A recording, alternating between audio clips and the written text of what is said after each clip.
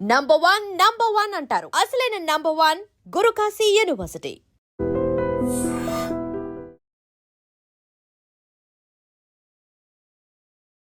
ఈరోజు media, social media, digital media ఎవడు పడితే వాడికి మొత్తం పెన్ను పేపర్ ఇస్తే వాళ్ళు మొత్తం రాయలేడు, ఏబిసిడీలు మొత్తం రాయలేడు. వాడు కూడా నేను జర్నలిస్ట్ అంటాడు.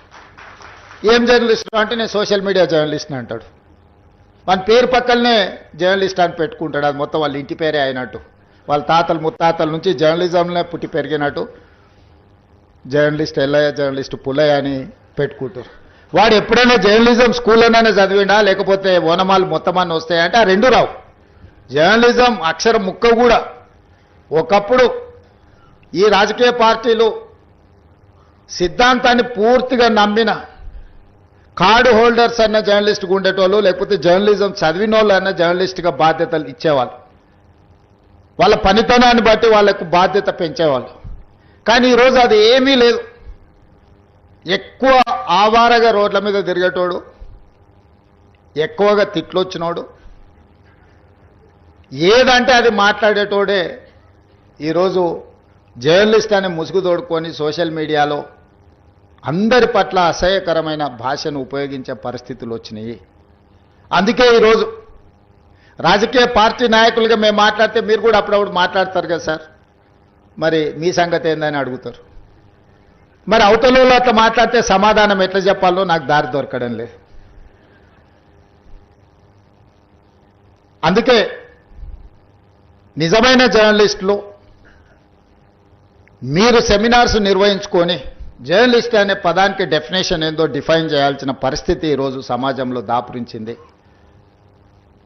పత్రికా సమావేశాలకు కూడా ఎవరు పడితే వాడు లోపలికి వచ్చేసి మీకంటే ముందుగాల ముందల కూర్చోలో కూర్చుంటాడు. ఇంతకుముందు నేను చూస్తాను, ఒక 15 సంవత్సరాల క్రితం నేను ప్రజాప్రతినిధిగా ఎన్నికైనప్పుడు పత్రికా సమావేశాలు పెడితే సీనియర్ రాగానే సీనియర్ జర్నలిస్ట్ ఏ పేపర్ అన్నా ఉండని, లేకపోతే ఏ టీవీ అన్నా ఉండని, జూనియర్స్ ఎవరైనా ఉంటే సీనియర్స్ వస్తే ముందల సీట్లో కూర్చున్న వాళ్ళు కూడా లేచి వాళ్ళకి సీట్ ఇచ్చి వెనక్కి వెళ్ళి కూర్చునే వాళ్ళు. ఒకవేళ సీట్ లేకపోతే పక్కకు నుంచొని నోట్ చేసుకునేది.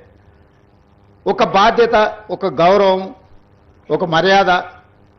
వాళ్ళ యాజమాన్యాలు ఎవరున్నా జర్నలిస్టుని ఒక గౌరవించుకునే పరిస్థితి ఉండే.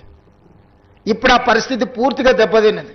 వాడు ఖాళీగా ఉంటాడు కాబట్టి 3 గంటల ముందే వచ్చి ముందల కుర్చీలో కూర్చుంటాడు, కాలు మీద కాలు వేసుకొని.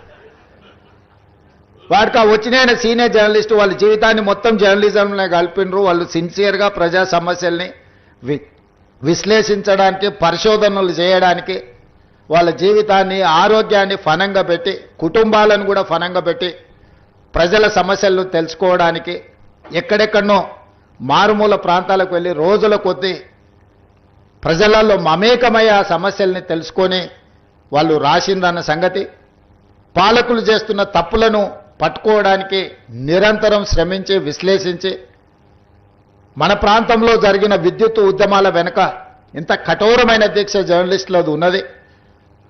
సరళీకృత విధానాలు వచ్చినప్పుడు ఆ సరళీకృత విధానాలు దేశ సంపదను పెట్టుబడిదారులు ఏ విధంగా కొల్లగొడతారని ఆనాడు విశ్లేషించిన జర్నలిస్టులకు ఈరోజు వచ్చినోనికి వాళ్ళ గురించి ఓనమాలు కూడా తెలియని పరిస్థితి. వాళ్ళు వస్తే కనీసం కూర్చోమని చెప్పాల్సిన కనీస మర్యాద పాటించాలన్న ఇంగిత జ్ఞానం కూడా కోల్పోయిన వాళ్ళు ఈరోజు వచ్చి మేము పత్రికా సమావేశాలు పెట్టినప్పుడు ముందల వరుసలు కూర్చోవడం కూడా ధిక్కారంగా, మన మీదో లోకు అయినట్టు వాడేదో మన మీద పెత్తనాన్ని చెలాయించడానికి వచ్చినట్టు మన కళ్ళకు చూస్తుంటాడు. ఇంకా నువ్వు నమస్కారం పెడతలేవు, నన్ను చూసి తల ఉంచుకుంటలేవేందని. నాకైతే అప్పుడప్పుడు అనిపిస్తుంది దిగిపోయి పల్ల చెంపలు వలగొట్టాలని. కానీ పరిస్థితులు, హోదా అడ్డం వస్తుంటాయి. గతంలో జర్నలిస్టులను చూస్తే మర్యాద ఇచ్చి పలకరించి ప్రెస్ మీట్ అయిపోయిన తర్వాత వాళ్ళతో 10 నిమిషాలు మాట్లాడి మేము చెప్పిన దాంట్లో ఏమన్నా లోపాలు ఉన్నాయా, లేకపోతే మేము చెప్తున్న ఉద్దేశం ఇదే అని వాళ్ళతో చిట్ చాట్ చేసేది, కొద్దిసేపు మాట్లాడేది. లేకపోతే ప్రెస్ మీట్కి వెళ్ళకంటే ముందు వాళ్ళకి ఫోన్ చేసి కనుక్కునేది. విద్యుత్తుకు సంబంధించిన విషయాల మీద కమ్యూనిస్టు పత్రికలలో రాత జర్నలిస్ట్ పేరు నాకు సరిగ్గా గుర్తులేదు, కానీ నేను చాలాసార్లు విద్యుత్ మీద మాట్లాడాలనుకున్నప్పుడు మీ నవతెలంగాణనే అనుకుంటా జర్నలిస్ట్ వేణుగోపాల్ గారు, నేను చాలాసార్లు నాకు కొంత అవగాహన ఉన్నా ఇది 100% కరెక్ట్గా ఉండాలి నేను మాట్లాడితే అని చాలా సందర్భాల్లో పిలిచి కూర్చోబెట్టుకొని మాట్లాడి అసెస్మెంట్స్ నుంచి యాదాద్రి భద్రాద్రి లాంటి విద్యుత్ ప్రాజెక్టులు, ట్రాన్స్మిషన్ లాసెస్ గురించి, విద్యుత్ బకాయిల గురించి, రైతుల సమస్యల గురించి చాలా సందర్భాల్లో జర్నలిస్టులతో కూర్చొని మాట్లాడి నోట్ రాసుకొని తర్వాత వెళ్ళి మాట్లాడేది. చాలామందికి మేము ఎంత వెనకాల హోంవర్క్ చేసినామని తెలీదు.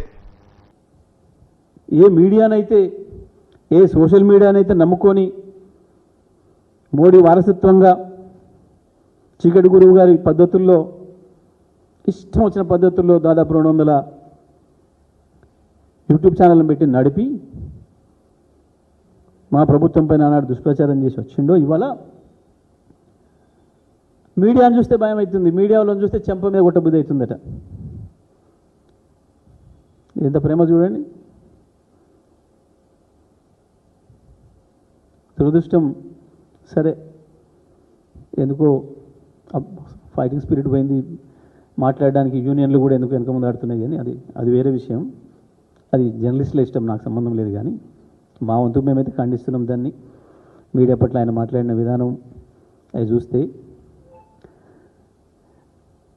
తను ఏమేమి మాట్లాడిండో, ఏమేమి చూసిండో, ఎవరెవరికి ఏం చెప్పిండో ఇప్పుడు వాళ్ళని చూసి భయపడుతున్నాడు. వాళ్ళ ఇష్టమైన ప్రాంతం ఏది నీకంటే అశోక్ నగర్ అనేది. ఆయనే కాదు, వాళ్ళ నాయకుని కూడా తీసుకొచ్చి అశోక్ నగర్లో ఛాయ్ కూడా తాపించండి పాపం. ఇప్పుడు అశోక్ నగర్ అంటే మధ్యరాత్రి కూడా లేచి కూర్చుంటున్నాడు, వణుకుడు పుడుతున్నది. రైతాంగం, రైతన్నలారా పోండి, అర్జెంటుగా పోయి లోన్ తెచ్చుకోరి, 2 లక్షలు నేను మాఫీ చేస్తా. ఇవాళ కట్టి వచ్చినప్పుడు కూడా మళ్ళీ పోండి, సాయంత్రం నేను మాఫీ చేస్తా. అన్నా నేనే ఆపిన, కేసీఆర్ ఇచ్చే రైతు బంధు 10,000 కదా, వారం ఆగుని 15 ఇస్తే అందుకే ఆపిన నేనే. కానీ వాళ్ళ రైతులను చూస్తే భయం అవుతుంది.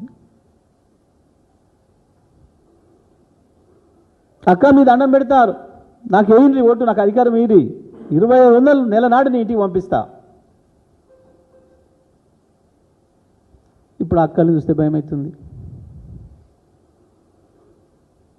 ఆఖరికి విద్యార్థులు చరిత్రలో ఎవ్వరు కూడా వీళ్ళ జోలికి పోలే పాపం. వీళ్ళని కూడా ఇట్లా మోసం చేయొచ్చని అనుకోలేవు గతంలో ఏ పార్టీ కూడా, మొత్తం వరల్డ్ పొలిటికల్ హిస్టరీలో మొట్టమొదటిసారి వీరే కనిపెట్టిండ్రు.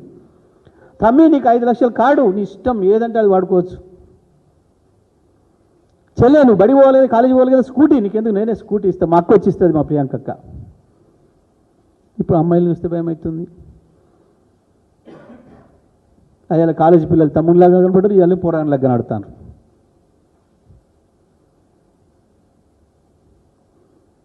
విలేకరులు పోకీర్లాగానే కనబడుతున్నారు, పిల్లలు కాలేజీ పిల్లలు పోకీర్లాగానే కనబడుతున్నారు. ఆఖరికి రైతాంగం కూడా అట్లే కనబడుతున్నారు. నిజంగా ప్రస్తుతం ఉన్నటువంటి సమాజం దేనికి ప్రయారిటీ ఇస్తుంది? ఆర్థిక సంబంధాల చుట్టూ మాత్రమే తిరుగుతోంది. మళ్ళీ ఎన్నికలంగానే చాలా విరక్తి కలుగుతున్నాం. మంచి అనిపిస్తుంది కదా, లేడీస్ కూడా ఛాలెంజింగ్ జాబ్స్ చేసినప్పుడు చాలా బాగుంటది. ఫుడ్ డెలివరీ ఇవ్వటానికి వెళ్ళినటువంటి డెలివరీ బాయ్ అనిల్ పై కళ్ళ ముందు